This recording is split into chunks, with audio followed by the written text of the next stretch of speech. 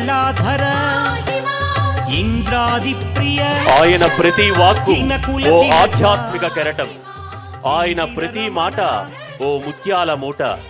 పూర్తి పేరు సైతం చెప్పనక్కర్లేదు, ఇంటి పేరు చెప్పగానే ఆయన ప్రవచనాన్ని వినేందుకు మనసు ఆరాటపడుతుంది. ఆయనే సరస్వతి మానసపుత్రులు, ప్రవచన బ్రహ్మ, ఆధ్యాత్మిక ఆధునిక శంకరులు బ్రహ్మశ్రీ చాగంటి కోటేశ్వరరావు గారు. వారిని వేదికపైకి సాదరంగా ఆహ్వానిస్తున్నాం. కౌసల్య రామ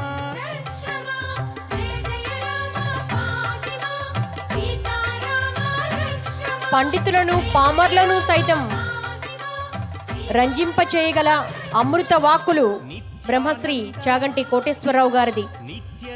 కోటి దీపకాంతులతో మెరుస్తున్న ఈ ఇల కైలాసంలో వారి ప్రవచనామృతంతో, వారి అమృత వాక్కులతో మరింత సుశోభితం కాబోతోంది. వారికి కోటి దీపోత్సవ వేదిక సాదర స్వాగతం పలుకుతోంది. ప్రవచనామృతాన్ని అందించేందుకు వేదికపైకి విచ్చేస్తున్న బ్రహ్మశ్రీ చాగంటి కోటేశ్వరరావు గారికి ఒక్కసారి మీ కరతాళ ధ్వనులతో వారికి స్వాగతం పలకవలసిందిగా కోరుతున్నాం. విశ్వబంధవే విశ్వరక్షక విశాల కీర్తి విశ్వవిఖ్యాత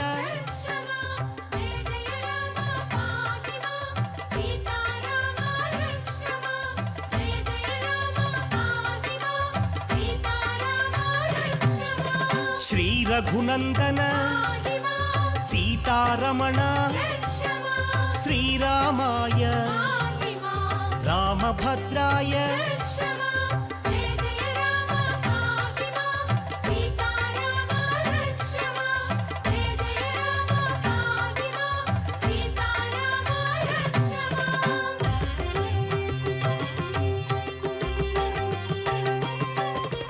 రాజీవలోచన రాజాధిరాజ రామ పరాత్పర రవికులోత్తమ. చాగంటి వారిని ప్రవచనామృతం అందించవలసిందిగా కోరుతున్నాం. శుక్లాంబరధరం విష్ణుం శశివర్ణం చతుర్భుజం ప్రసన్నవదనం ధ్యాయేత్ సర్వవిఘ్నోపశాంతయే. గురుర్బ్రహ్మా గురుర్విష్ణుః గురుర్దేవో మహేశ్వరః గురుః సాక్షాత్ పరం బ్రహ్మ తస్మై శ్రీ గురవే నమః. వాగర్ధావివ సంపృక్తౌ వాగర్ధ ప్రతిపత్తయే జగతః పితరౌ వందే పార్వతీ పరమేశ్వరౌ. హరి ఓం. పరమేశ్వర స్వరూపమైన సభకి నమస్కారం. ఈ కోటి దీపోత్సవం అనేటటువంటి పేరుతో భక్తి టీవీ వారు ప్రతి సంవత్సరం నిర్వహిస్తున్నటువంటి ఈ కార్యక్రమం ఇంతంతైవటుడింతయ్యి అన్నట్లుగా ఆంధ్రదేశం అంతటా కూడా ఇవాళ అనేక సాంస్కృతిక సంస్థలు, భక్తికి సంబంధించినటువంటి సంస్థలు, అనేకమైనటువంటి ఇతర టీవీ ఛానల్స్ కూడా ఈ కార్యక్రమాన్ని నిర్వహిస్తున్నాయి. దీన్ని ఒక పెద్ద ఉద్యమ స్ఫూర్తితో ముందుకు తీసుకొచ్చినటువంటి ఘనత, దీనికి శ్రీకారం చుట్టినటువంటి ఘనత భక్తి టీవీ వారికి, దాని యాజమాన్యానికి, ఆ సిబ్బందికి చెందుతుంది. మనకి ఈ కార్తీక మాసంలో ప్రత్యేకించి దీపం వెలిగించడం అనేటటువంటి ఒక సత్సంప్రదాయం ఏర్పడింది. ఎందుచేత అంటే కృత్తికా నక్షత్రం అగ్ని సంబంధమైనటువంటి నక్షత్రం. అగ్ని సంబంధమైనటువంటి కృత్తికా నక్షత్రం ప్రకాశిస్తున్నటువంటి ఈ పరమ పుణ్యప్రదమైనటువంటి వేళలో ప్రత్యేకించి సంధ్యాకాలంలో దీపాలు వెలిగించడం అనేటటువంటిది సదాచారం. ఆ దీపము సాక్షాత్తుగా పరబ్రహ్మస్వరూపము. ఎవ్వడు సృజించు ప్రాణుల ఎవ్వడు రక్షించు త్రుంచు ఎవ్వడనంతుండెవ్వడు విభుడెవ్వడు వాడివ్విధమున మనుచు బినుచు హేలారతుడయి అంటారు పోతన గారు భాగవతంలో. ఏ ఒక్క పరబ్రహ్మము సృష్టికర్తగా ఈ సమస్తమైనటువంటి జగత్తుని సృష్టిస్తోందో, ఏ మహానుభావుడు ఈ సృష్టినంతటినీ నిలబెడుతున్నాడో, ఏ మహానుభావుడు చిట్ట చివర ఈ లోకాలన్నింటినీ కూడా ప్రళయకాలమునందు తనలోకి తీసేసుకుంటున్నాడో, 3 పేర్ల చేత సృష్టికర్త, స్థితికర్త, ప్రళయకర్త అనేటటువంటి పేర్ల చేత పిలవబడినప్పటికీ కూడా ఏకస్త్వమేవ బహుధా భవభాసి లోకే నిశంకధీర్వృషభకేతన మల్లినాథ శ్రీభ్రామరి ప్రియ సుఖాశ్రయ లోకనాథ అన్నట్లుగా ఆ ఒక్క పరబ్రహ్మమే ఈ 3 రూపాలతో సమస్త కార్యక్రమములను నిర్వహిస్తోంది. అటువంటి పరబ్రహ్మాన్ని దీపం జ్యోతి పరబ్రహ్మ అంటూ ఆ దీప కళికయందు, ఆ వెలుతురులో, ఆ కాంతిలో, ఆ ప్రకాశంలో పరబ్రహ్మ స్వరూపాన్ని దర్శనం చెయ్యడం ఒక అద్భుతమైనటువంటి విశేషం. యథార్థమునకు ఈ లోకంలో మొట్టమొదటి దీపం ఎవరు అంటే భగవంతుడే. భగవంతుడే మొట్టమొదటి దీపం. అందుకే పోతన గారు భాగవతం చేస్తూ ఒక మాట అంటారు, లోకంబులు లోకేశులు లోకస్తులు తెగిన తుది అలోకంబగు పింజీకటి కావల ఎవ్వండేకాకృతి వెలుగు అతని నేసేవింతున్నంటారు. ఈ లోకాలన్నీ కూడా మహాప్రళయంలో అంతర్ధానమైపోతాయి. ఈ లోకాలని పరిపాలిస్తున్నాము అన్న వాళ్ళు ఎవ్వరూ కూడా ఉండరు. లోకాలతో పాటే వాళ్ళు అంతరించిపోతారు. లోకములయందు ఉన్నాము అన్న భావనతో ఉన్న వాళ్ళందరూ కూడా మహాప్రళయమునందు సమసిపోతారు. కానీ వీరొక సూర్యబింబం యొక్క ఆధారం లేకుండా, తనని వెలిగించడానికి వీరొక అవసరం లేకుండా తనంత తానుగా 1,000,000 సూర్యుల పగిది ఎప్పుడూ వెలుగుతూ ఉండేటటువంటి వాడెవరో ఆయన పరబ్రహ్మము. ఆయనకి ఆద్యంతములు ఉండవు. ఆయన దేశకాలాతీతుడై సర్వకాలముల యందు వెలుగుతూ ఉంటాడు. అసలు నిజానికి పరమాత్మ యొక్క యథార్థమైనటువంటి స్వరూపం కేవలము కాంతి. అందుకే పూజ అంతా పూర్తయిన తరువాత మంత్రపుష్పం చెప్తూ ఒక మాట అంటారు, నీవారస్సూకవత్తన్వి పీతాభాస్వత్యనూపమా అంటారు. ఈ లోపలే వడ్డుగింజ యొక్క చివరి భాగాన్ని తీసుకుని చేతి మీద రాస్తే ఆ చివర ఉన్నటువంటి ములుకు వంటి భాగం ఎలా గీరుకుంటుందో అంత చిన్న కాంతి ఒకటి లోపల వెలుగుతూ ఉంటుంది. దాన్ని మీరు ఏ పేరు పెట్టి పిలవండి, వచ్చినటువంటి అభ్యంతరం ఏం ఉండదు. నీటి దగ్గరికి వెళ్ళి వాటర్ తాగుతున్నానన్నా, పానీ తాగుతున్నానన్నా, ఆక్వా తాగుతున్నానన్నా, జలం తాగుతున్నానన్నా, మీరు ఏ పేరు పెట్టి పిలవకుండా తాగినా దాహాన్ని తీర్చడం నీటి యొక్క లక్షణం ఎలా అయ్యున్నదో, మీరు ఏ పేరు పెట్టి పిలిచినా, ఏ పేరు పెట్టి పిలవకపోయినా పరబ్రహ్మము యొక్క లక్షణము మాత్రము సర్వకాలములయందు లోకములను రక్షించుట ఒక్కటే. అటువంటి పరమాత్మ ఈ లోకములను పరిపాలించేవారు, లోకములలో ఉండేటటువంటి వారు అంతరించిపోయిన తరువాత కూడా తనంత తానుగా 1,000,000 సూర్యుల పగిది వెలుగుతూ ఉంటాడు. అందుకే యథార్థమునకు ఈ లోకంలో మొట్టమొదటి దీపం ఎవరు అంటే భగవంతుడే మొదటి దీపం. అందుకే మీరు పరమశివుని యొక్క లింగాకారాన్ని కన్నులతో చూస్తున్నారు. ఎదురుగుండా అనేక చోట్ల లింగస్వరూపం కనపడుతోంది. ఆ లింగం కటిక చీకట్లో అర్ధరాత్రి వేళ ఆవిర్భవించింది.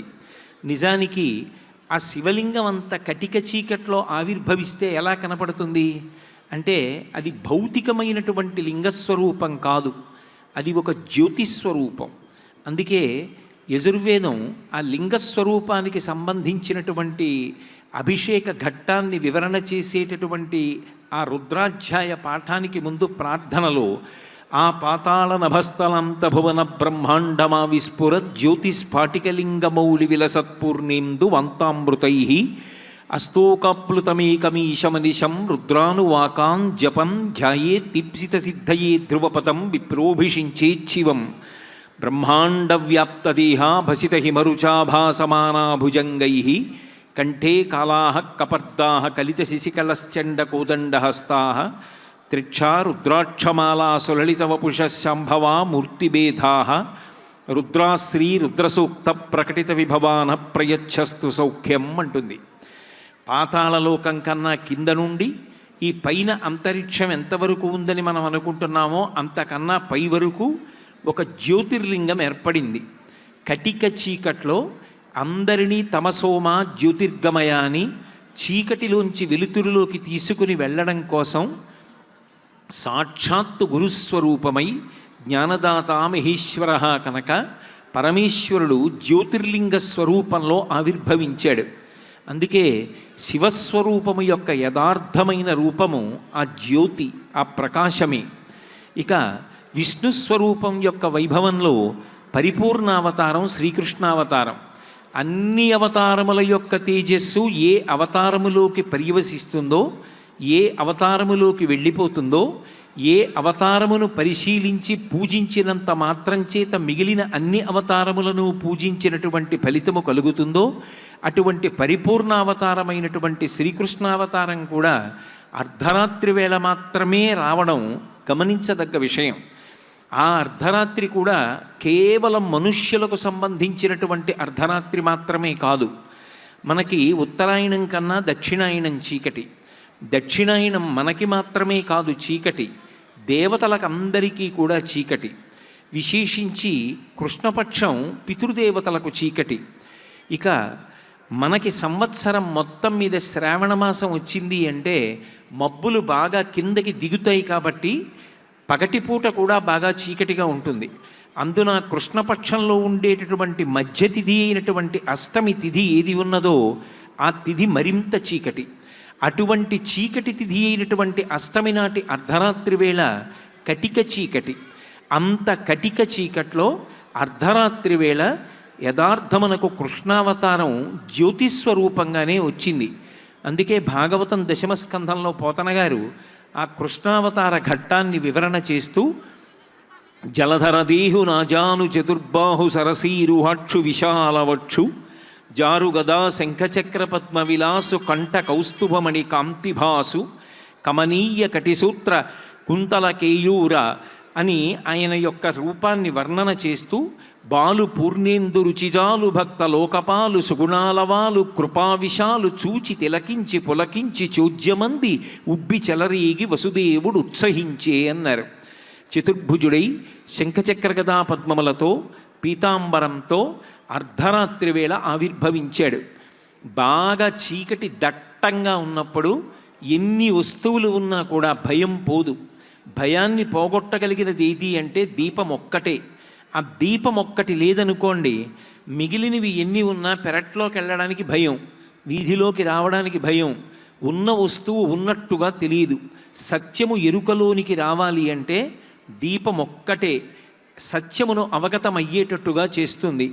పరబ్రహ్మము అవతారమును స్వీకరించినప్పుడు అర్ధరాత్రి వేళ స్వీకరించాడు. మీరు అందులో ఉండేటటువంటి చమత్కారాన్ని గమనించండి. శ్రావణమాసంలో కృష్ణపక్షంలో వచ్చేటటువంటి అష్టమి తిథి నాటి అర్ధరాత్రి వేళ కృష్ణావతారం విష్ణువు యొక్క అవతారంగా వస్తే అక్కడ నుంచి 6 నెలలు లెక్క పెడితే భాద్రపదము, ఆశ్వీజము, కార్తీకము, మార్గశీర్షము, పుష్యము, మాఘము 6 నెలలకి మళ్ళీ అర్ధరాత్రి వేళ చతుర్దశి తిథి నాడు మహాశివరాత్రి నాడు జ్యోతిర్లింగం ఆవిర్భవించింది. అంటే శివ కేశవ అనేటటువంటి ఏ విధమైనటువంటి భేదం లేకుండా యథార్థమునకు సంవత్సరంలో 6 నెలలలో ఒక అర్ధరాత్రి వేళ శ్రీకృష్ణ పరమాత్మగా పరమేశ్వరుడు అవతారం స్వీకరిస్తే 6 నెలల తర్వాత అర్ధరాత్రి వేళ మళ్ళీ జ్యోతిర్లింగంగా పరమశివుడు రూపాన్ని గ్రహించాడు. దీనివలన తెలుసుకోవలసిన విషయం ఏమిటంటే అర్ధరాత్రి అంటే కటిక చీకట్లో దీపము ఎంత గొప్ప ఉపకారం చేస్తుందో, ఉన్న వస్తువు ఉన్నట్లుగా తెలియడానికి ఉపకారం చేస్తుందో, అటువంటి సత్యమును ప్రకాశింపచేయడానికి భగవంతుడు కూడా జ్యోతిస్వరూపంగానే ఆవిర్భవించాడు. అటువంటి జ్యోతి, అటువంటి ప్రకాశము, అటువంటి దీపము సర్వోత్కృష్టమై ఉంటుంది. నిజానికి భగవంతుడు మాత్రమే కాదు, గురువు జ్యోతిస్వరూపుడై ఉంటారు. గు అంటే చీకటి, రు అంటే తొలగించగలిగినటువంటి కాంతి. గురు అన్న శబ్దమునకు అర్థమేమి అంటే చీకటిని తొలగించగలిగినటువంటి దీపస్వరూపమైనటువంటి వారు. అది లౌకికమైనటువంటి చీకటి కాదు, అజ్ఞానమనేటటువంటి కటిక చీకటిని తొలగతోసి జ్ఞానమనేటటువంటి దీపాన్ని మనలో వెలిగించి మనని సరి అయిన పథంలో నడిపించి మనుష్య జన్మ యొక్క పరమ ప్రయోజనాన్ని సాధించుకోవడానికి కావలసినటువంటి అవకాశాన్ని ఎవరు మనకి అందచేస్తారో అటువంటి గురువు కూడా దీపమే. ఈ లోకంలో భగవంతుడు కానీ గురువు కానీ దీపస్వరూపంగానే ఉన్నారు. నిజానికి ఆ భగవంతుడే లోకాలకన్నిటికీ కూడా వెలుగులివ్వగలిగినటువంటి పెద్ద దీపంగా ప్రకాశిస్తున్నాడు. ఆయన అలా దీపంగా ప్రకాశించని నాడు ఈ లోకంలో జీవులు ఏవి బ్రతికేటటువంటి అవకాశం లేదు. ఆ భగవంతుడే పగటిపూట సూర్యనారాయణమూర్తిగా వెలుగుతున్నాడు ఆకాశంలో.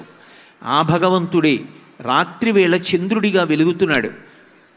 పగటివేళ సూర్యుడిగా ప్రకాశించినప్పుడు ఆయన చేసేటటువంటి మహోపకారం దీపస్వరూపంగా జ్యోతిస్వరూపంగానే చేస్తున్నాడు. మహాభారతం విరాట పర్వంలో తిక్కన గారు ఆ సూర్య తత్వాన్నంతటినీ కూడా, ఆ సూర్యబింబం యొక్క వైభవాన్నంతటినీ కూడా వర్ణిస్తారు.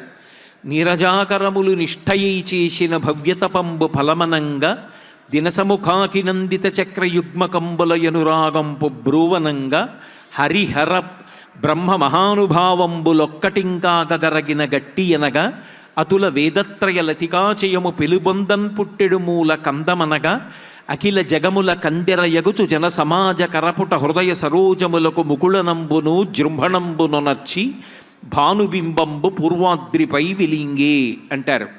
ఆ వెలుగుల ముద్ద ఆయనకి భాస్కరుడు అని పేరు.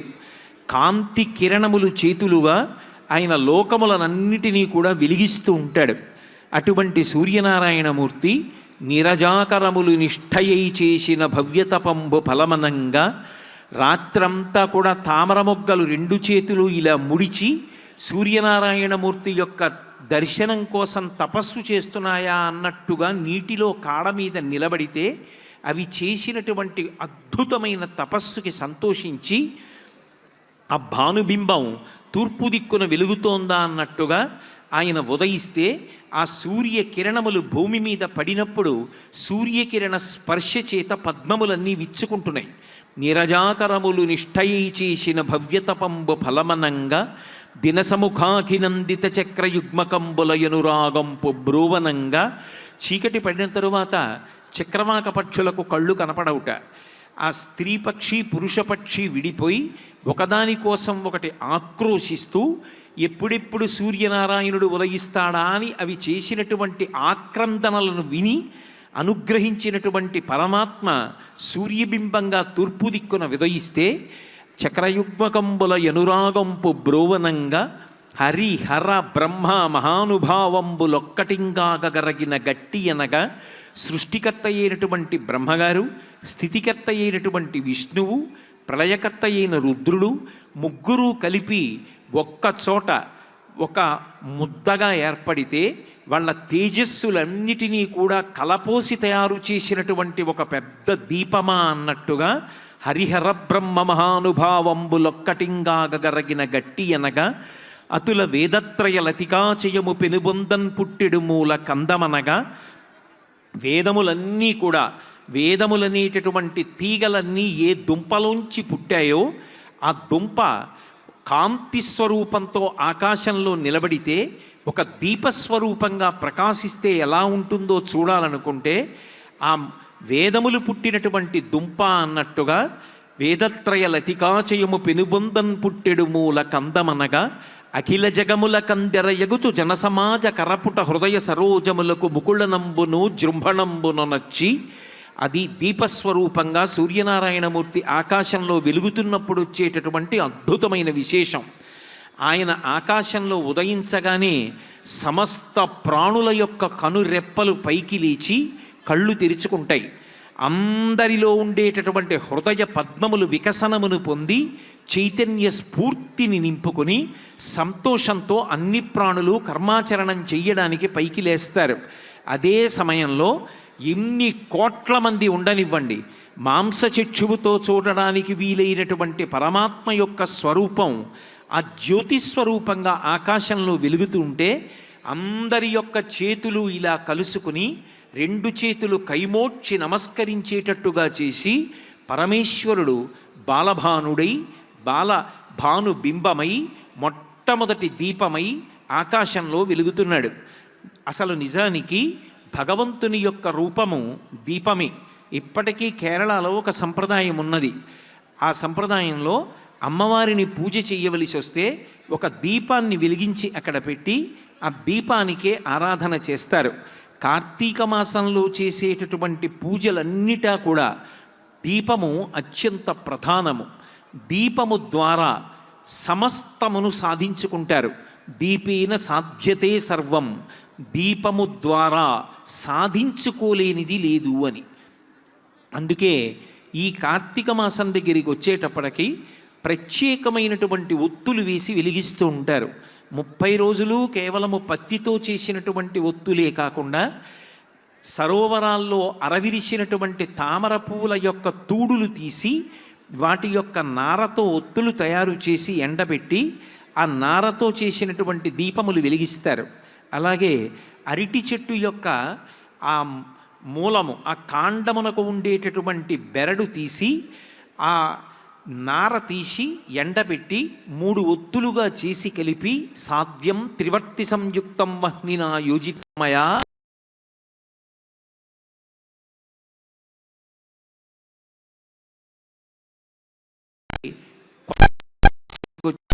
పసుపు నీళ్లు మొదలైనటువంటి మంగళద్రవ్యాల్లో తడిచి ఆరవేసి దాన్ని ఒత్తులుగా చేసి వెలిగించేటటువంటి సత్సంప్రదాయం ఉన్నది. 365 రోజులు ఇంట్లో దీపం వెలగాలి. లోకంలో అనేకమైనటువంటి మంగళప్రదమైన వస్తువులు ఉంటాయి. అగ్నిహోత్రాన్ని దర్శించడం మంగళప్రదమైనటువంటి వస్తు దర్శనం, గోవుని దర్శించడం మంగళప్రదమైన దర్శనం, ఎద్దుని చూడడం మంగళప్రదమైన దర్శనం, తామరపూల యొక్క కొలను, వీణ, అలాగే దీపము, దర్భలు, పాలికలు, ప్రమిదలు, పేలాలు, ఇవన్నీ కూడా మంగళప్రదమైనటువంటి వస్తువులు. అటువంటి మంగళప్రదమైన వస్తువులలోకెల్లా మంగళప్రదమైనది ఏది అంటే దీపము. ఆ దీపము ఇంట్లో వెలగకుండా ఉండకూడదు. అందుకే సమస్త మంగళములను చెప్పవలసి వచ్చినప్పుడు దీపం ద్వారానే చెప్తారు. ఇంటికి ఇల్లాలు దీపం లాంటిది అంటారు. అలాగే దీపం వెలుగుతూ ఉండగా ఇల్లు చక్కపెట్టుకో అంటారు. ఈ లోపల దీపం వెలుగుతూ ఉండగానే భగవంతుడిచ్చినటువంటి ఈ శరీరాన్ని ఉపకరణంగా చేసుకుని దీనికి చిజ్జడ గ్రంథి అని పేరు. ఇది చిత్తుతో కలిసి ఉన్నంతకాలమే ఈ శరీరం ఉపయోగపడుతుంది. ఒక్కసారి లోపల ఉన్న జ్యోతి నిధనమైపోయిందనుకోండి, ఇక జడమైపోయినటువంటి ఈ శరీరముతో ఏ ఉపకారము సాధించుకోవడం కుదరదు. అందుకే దీపం ఉండగా ఇల్లు చక్కపెట్టుకో, లోపల ఆ జ్యోతి వెలుగుతూ ఉండగానే ఈ శరీరాన్ని ఉపకరణం చేసి 10 మందికి ఉపకారం చెయ్యి, సమాజ హితం కోసం పాటుపడు.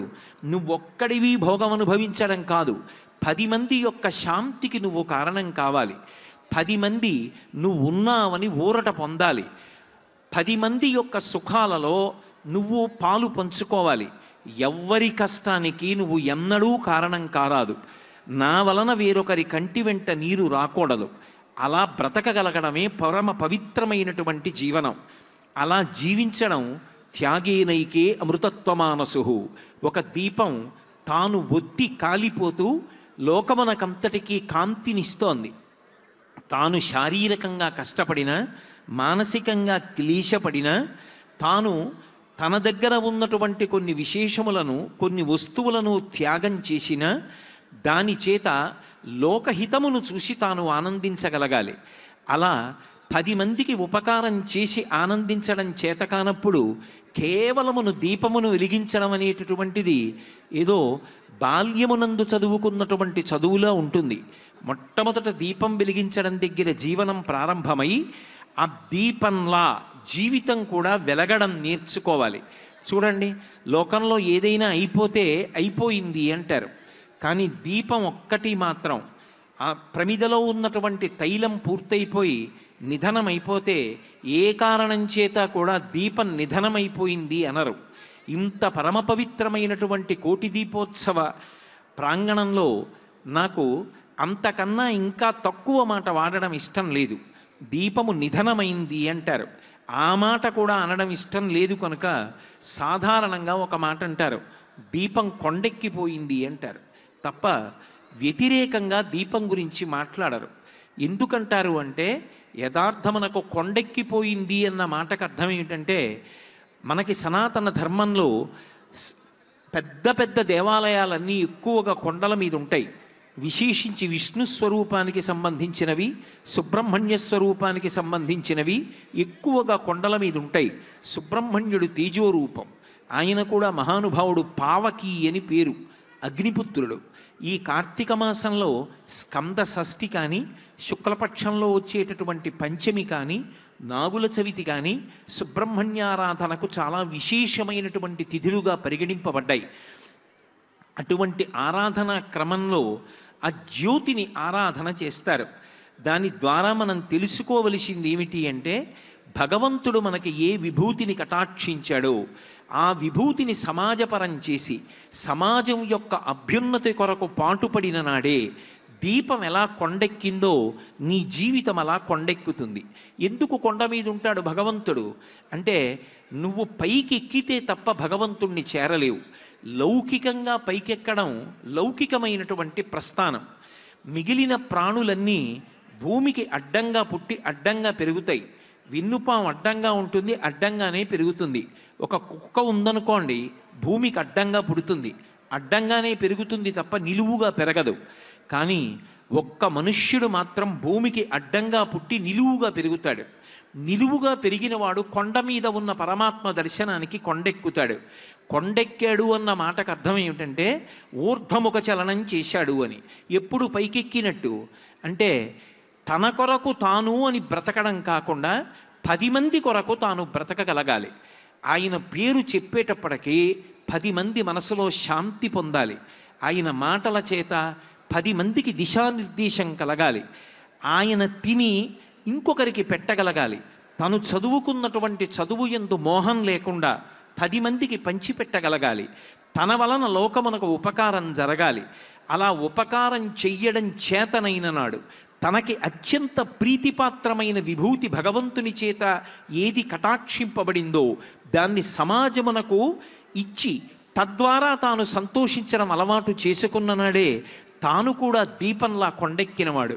దీపం కొండెక్కిపోయింది అని ఎంత గౌరవిస్తారో ఒక వ్యక్తి జీవితం పరిసమాప్తం అవడం కూడా అంత గొప్పగాను పరిసమాప్తం కావాలి. ఒక దీపం ఇంకొక దీపాన్ని వెలిగించినట్టే ఒక వ్యక్తి యొక్క జీవన విధానాన్ని చూసి మిగిలిన వాళ్ళు స్ఫూర్తి పొందాలి. వాళ్ళందరూ కూడా ఎప్పటికీ వెలుగుతున్నటువంటి దీపాలే. మీరు ఈ లోకంలో చూడండి, సూర్యచంద్రులు దీపాలు, తారకలు దీపాలు. అలాగే ఈ లోకంలో మహాత్ములు ఎందరో ఆవిర్భవించారు. వాళ్ళందరి యొక్క జీవితాలన్నీ కూడా మనకి కరదీపికలు. అంటే చేతితో పట్టుకున్నటువంటి దీపం. దీపం ఎక్కడో ఉందనుకోండి, నేను ఎక్కడో ఉన్నాననుకోండి, చీకట్లో నాకు దారి ఎలా తెలుస్తుంది? నా భయం ఎలా పోతుంది? అంటే నాకు భయం పోవాలి అంటే నా చేతిలో దీపం ఉండాలి. కరదీపికలు ఎవరు అంటే మహాత్ములు. వాళ్ళ జీవితాలు సమాజపరం చేసి సమాజం యొక్క అభ్యున్నతి కోసం ప్రవర్తించినటువంటి వాళ్ళు.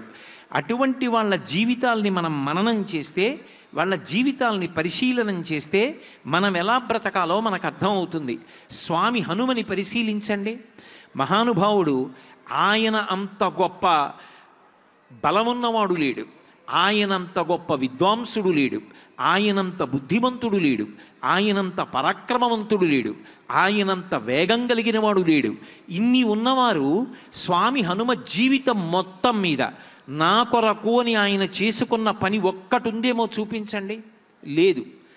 ఆయన ఏది చేసినా లోకహితము కొరకే. చిట్ట చివరికి ఆయనని పూజ చేస్తే ఆయన రావడం కాదు. ఎత్ర ఎత్ర రఘునాథ కీర్తనం తత్ర తత్ర కృతమస్తకాంజలిం బాష్పవారి పరిపూర్ణలోచనం మారుతిం నమత రాక్షసాంతకం. ఎక్కడెక్కడ రామచంద్రమూర్తి యొక్క కీర్తనము జరుగుతుందో అక్కడక్కడికి వచ్చి కన్నుల వెంట ఆనంద బాష్ప ధార పడుతూ ఉండగా పరమ సంతోషాన్ని పొందుతారు. అంటే స్వామి హనుమని సేవించడము అన్న మాటకు అర్థం ఏమిటంటే స్వామి హనుమలా బ్రతకడం చేత కావాలి. రామాయణ కాలంలో రాముడితో కలిసి తిరిగిన వాళ్ళు ఎందరో ఉన్నారు. వానరులున్నారు, నరులున్నారు, ఋషులున్నారు, రాజపుత్రులున్నారు. ఇంతమంది ఉన్న రాముడిలా దైవస్థాయిని పొందిన వాళ్ళు నిజానికి రామాలయాల కన్నా కూడా వీధి వీధిన ప్రతి రహదారిలో కనపడేవాడెవరు అంటే అభయాంజనేయ స్వామి. దేని వలన ఆయన అంత గొప్పతనాన్ని పొందారు అంటే ఆయన జీవితం అంతా కూడా చిరంజీవి, ఇప్పటికీ ఉన్నారు. ఎప్పుడూ లోకహితమే. తనకున్న బలం కానీ, తనకున్న పాండిత్యం కానీ, తనకున్నటువంటి బుద్ధిబలం కానీ ఎప్పుడు ఇతరులను కష్టము నుంచి గట్టెక్కించడానికి ఉపయోగించారు తప్ప తన కొరకు అని తాను ఉపయోగించుకోలేదు. ఏది నిజమైన దీపం అంటే, ఎవరు ఏ దీపం వెలుగుతున్నప్పుడు మిగిలిన వాళ్ళందరికీ భయం పోయిందో, ఏ దీపం వెలుగుతున్నప్పుడు సత్యము సత్యముగా అవగతమైందో, ఏ దీపం వెలుగుతున్నప్పుడు ఇక ఆ దీపాన్ని చూపించడానికి వేరొక దీపం అవసరం లేదు, అటువంటి దీపాన్ని చేత పట్టుకున్నవాడు భయాన్ని పోగొట్టుకున్నాడు. అలా కరదీపికలై ఎప్పటికీ ప్రకాశించేటటువంటి మహాపురుషులు కొంతమంది ఉన్నారు.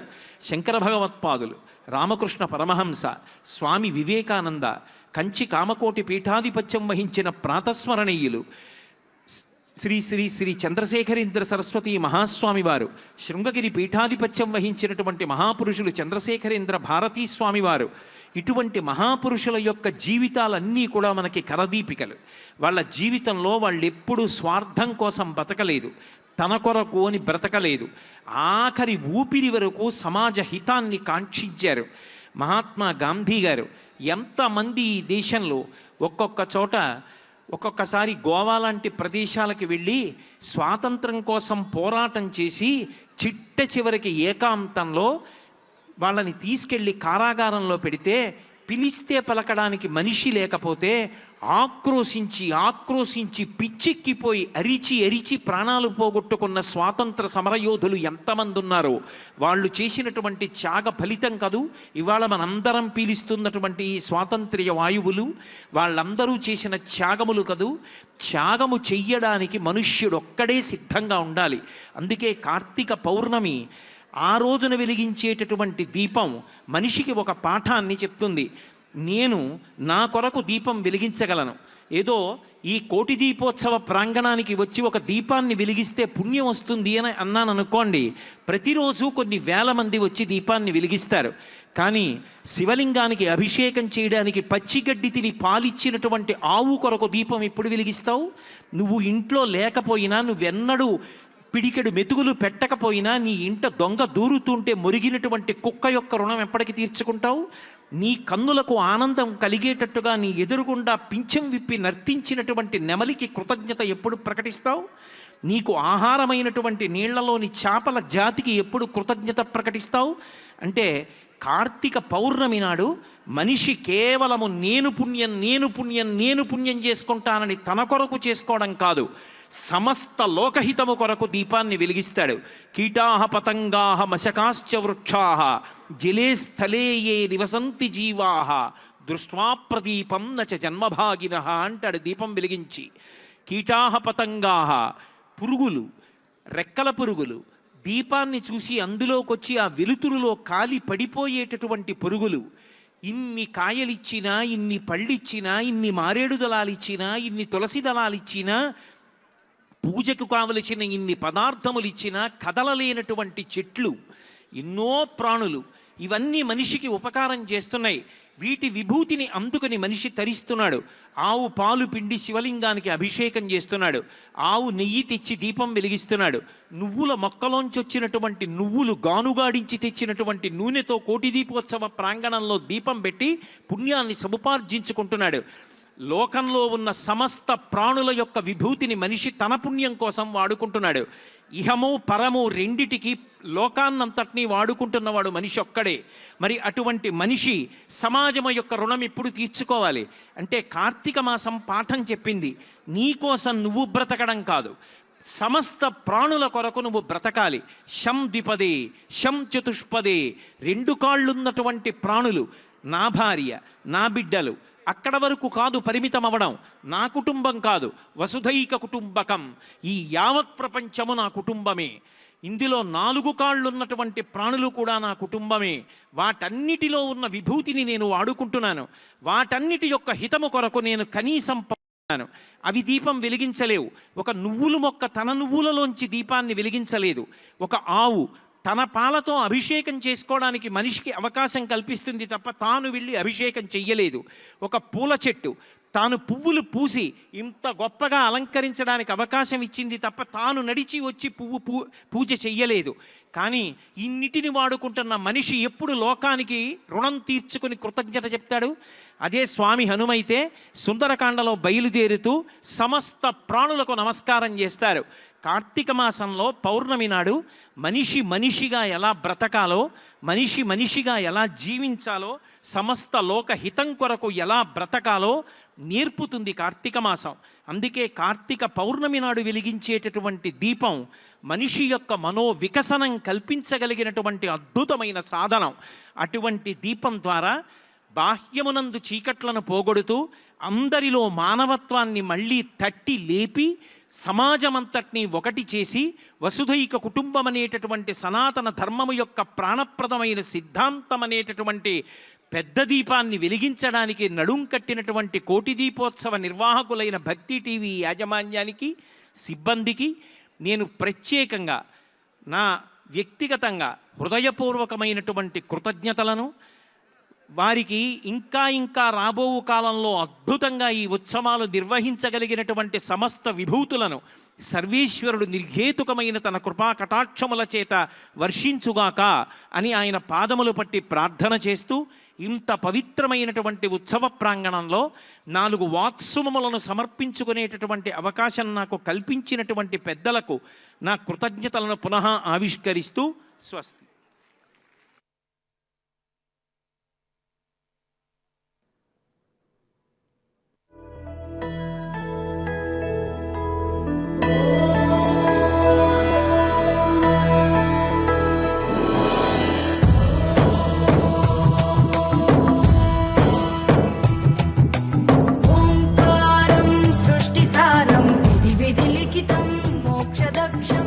ఈ కోటి దీపోత్సవ ప్రాంగణాన దీప వైభవం గురించి అద్భుతమైన ప్రవచనామృత సహిత ఆశీస్సులు అందించిన బ్రహ్మశ్రీ చాగంటి కోటేశ్వరరావు గారికి ధన్యవాదాలు తెలియజేసుకుంటున్నాం.